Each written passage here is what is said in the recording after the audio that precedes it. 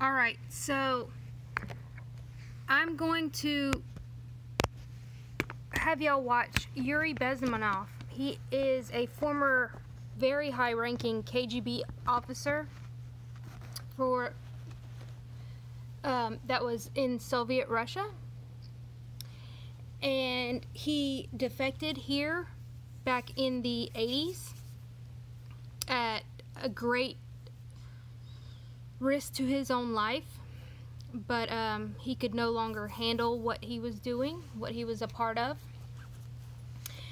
And yeah, it's set in it. He did this in the 80s, so people are going to be like, oh, this is boring. This is quite possibly one of the most important videos that everyone should watch in America.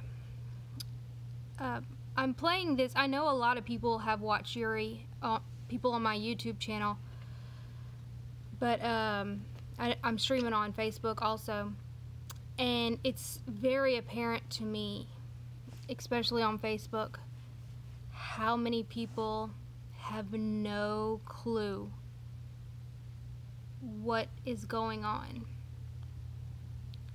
So let's get that started. Conversation is with Mr. Yuri Alexandrovich Bezmenov. Mr. Bezmenov was born in 1939 in a suburb of Moscow. He was the son of a high-ranking Soviet Army officer. He was educated in the elite schools inside the Soviet Union and became an expert in Indian culture and Indian languages. He had an outstanding career with Novosti, which was and still is, I should say, the press arm or the press agency of the Soviet Union. It turns out that this is also a front for the KGB. He escaped to the West in 1970 after becoming totally disgusted with the Soviet system, and he did this at great risk to his life. He certainly is one of the world's outstanding experts on the subject of Soviet propaganda and disinformation and active measures. Well, you spoke several times before about ideological subversion. That is a phrase that I'm afraid some Americans don't fully understand. When the Soviets used the phrase ideological subversion, what do they mean by it? Ideological subversion is the slow process which we call either ideological subversion or active measures, активные мероприятия in the language of the KGB, or psychological warfare. What it basically means is to change the perception of reality of every American to such an extent that despite of the abundance of information, no one is able to come to sensible conclusions in the interests of defending themselves, their families, their community, and their country. It's a great brainwashing process which goes very slow, and it's divided in 4 basic stages. The first one being demoralization. It takes from 15 to 20 years to demoralize a nation. Why that many years? Because this is the minimum number of years which requires to educate one generation of students in the country of your enemy, exposed to the ideology of the enemy. In other words, Marxism-Leninism ideology is being pumped into the soft heads of at least 3 generations of American students without being challenged or counterbalanced by the basic values of Americanism, American patriotism. The demoralization process in the United States is basically completed already. For the last 25 years, actually it's overfulfilled, because demoralization now reaches such areas where previously not even Konrad Andropov and all his experts would even dream of such a tremendous success. Most of it is done by Americans to Americans, thanks to lack of moral standards. As I mentioned before, exposure to true information does not matter anymore. A person who was demoralized is unable to assess true information. The facts tell nothing to him. Even if I shower him with information, with authentic proof, with documents, with pictures, even if I take him by force to the Soviet Union and show him concentration camp, he will refuse to believe it until he is going to receive a kick in his fat bottom When a military brute crashes his balls, then he will understand, but not before that. That's the tragic of the situation of demoralization. The next stage is destabilization. This time, subverter does not care about your ideas and the patterns of your consumption. Whether you eat junk food and get fat and flabby, it doesn't matter anymore. This time, and it takes only from 2 to 5 years to destabilize a nation, what matters is essentials: economy, foreign relations, defense systems. And you can see it quite clearly that in some areas, in such sensitive areas as defense and economy, the influence of Marxist-Leninist ideas in the United States is absolutely fantastic. I could never believe it 14 years ago when I landed in this part of the world, that the process will go that fast. The next stage, of course, is crisis. It may take only up to 6 weeks to bring a country to the verge of crisis. You can see it in Central America now. And after crisis, with a violent change of power, structure, and economy, you have so-called the period of normalization. It may last indefinitely. Normalization is a cynical expression borrowed from Soviet propaganda. When the Soviet tanks moved into Czechoslovakia in '68, Comrade Brezhnev said, "Now the situation in brotherly Czechoslovakia is normalized." This is what will happen in the United States if you allow all these schmucks to bring the country to crisis, Right now. to promise people all kind of goodies and the paradise on earth, to destabilize your economy, to eliminate the principle of free market competition, and to put a big bravo government in Washington, D.C., with benevolent dictators like Walter Mondale, who will promise lots of things, never mind whether the promises are fulfilled or not. Your leftists in the United States, all these professors and all these beautiful civil rights defenders, they are instrumental in the process of the subversion only to destabilize the nation. When their job is completed, they are not needed anymore. They know too much. Some of them, when they get disillusioned, when they see that Marxist-Leninists come to power, obviously they get offended. They think that they will come to power. That will never happen, of course. They will be lined up against the wall and shot. But they may turn into the most bitter enemies of Marxist-Leninists when they come to power. And that's what happened in Nicaragua. You remember most of these former Marxist-Leninists were either put to prison or one of them split, and now he's working against Sandinistas. It happened in Grenada when Maurice Bishop was already a Marxist. He was executed by a new Marxist who was more Marxist than this Marxist. Same happened in Afghanistan when first there was Taraki, he was killed by Amin, then Amin was killed by Babrak Karmal with the help of KGB. Same happened in Bangladesh when Mujibur Rahman, very pro-Soviet leftist, was assassinated by his own Marxist-Leninist military comrades. It's the same pattern everywhere. The time bomb is ticking with every second. The disaster is coming closer and closer. And like myself, you will have nowhere to defect to.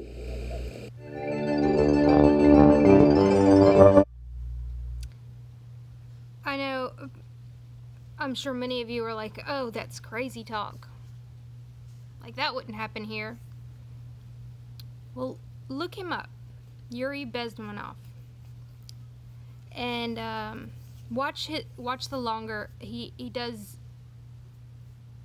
like, there's a few hours at least that you can look at, and this was in the 80s, and I promise you, you're going to be shocked at how right he is.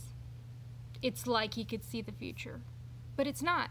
It's a pattern. It's what they've always used, and it's going on right now. I mean, it's been going on, but we have allowed it. They've let a little bit at a time, and that's what they do. They don't give it to you all at once, like I was saying in my other video. And this is about many things. All the things that, you know, in the 60s and 70s that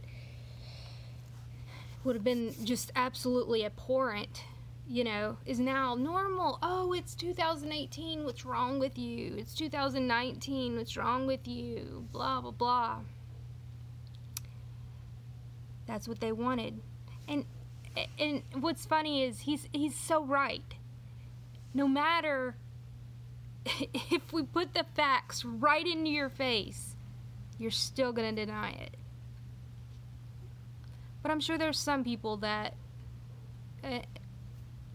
will take a step back and actually think about it and say, holy crap, maybe I should really think about this. Because it is happening. And I'm not trying to fearmonger anybody.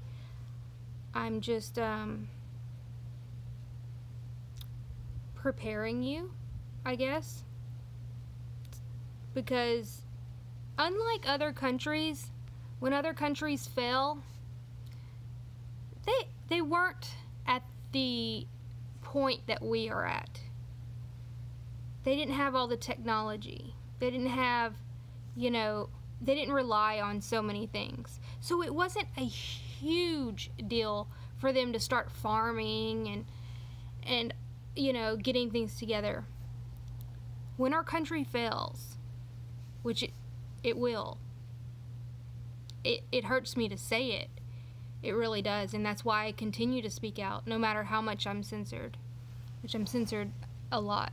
YouTube, Facebook, you know, they don't like the truth. They don't want people to know. And all the time, you know, my subs on YouTube or whatever tell me that they don't get notifications of my videos. They don't see them because there's a reason for that. And that's part of all of the plan. They censor the truth. This is a form of book burning, and it really is scary. But it's happening right in front of us, and people still, you know, they just continue to deny it, or they want to call me a hateful bitch. I was called a hateful bitch today because of the video I did yesterday, calling out a pedophile. I was called a hateful bitch. Yeah.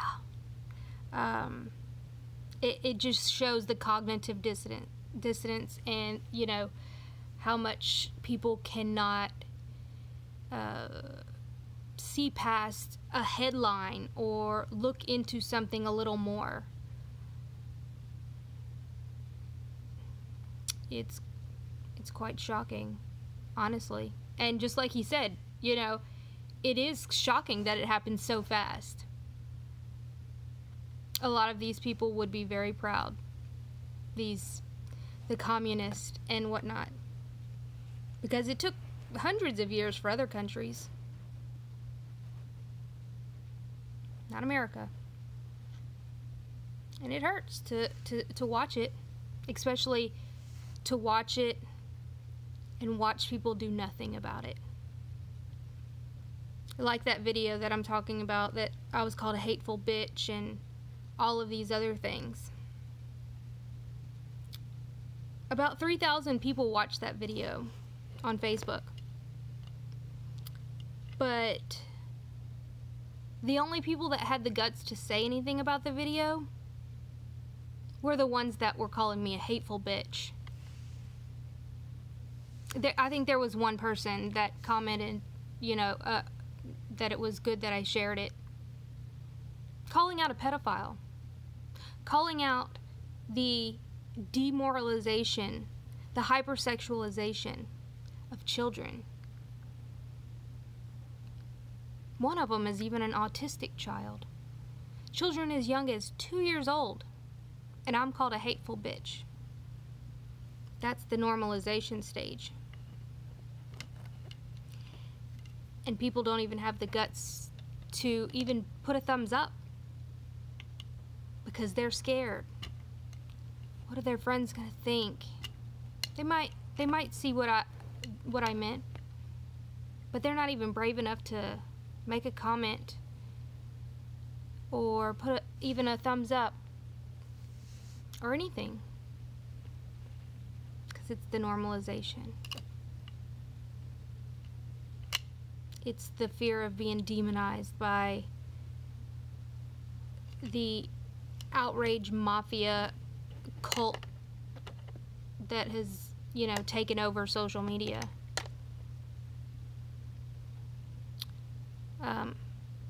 You can call me names all day long. I'm still going to take up for you and your children and for our country,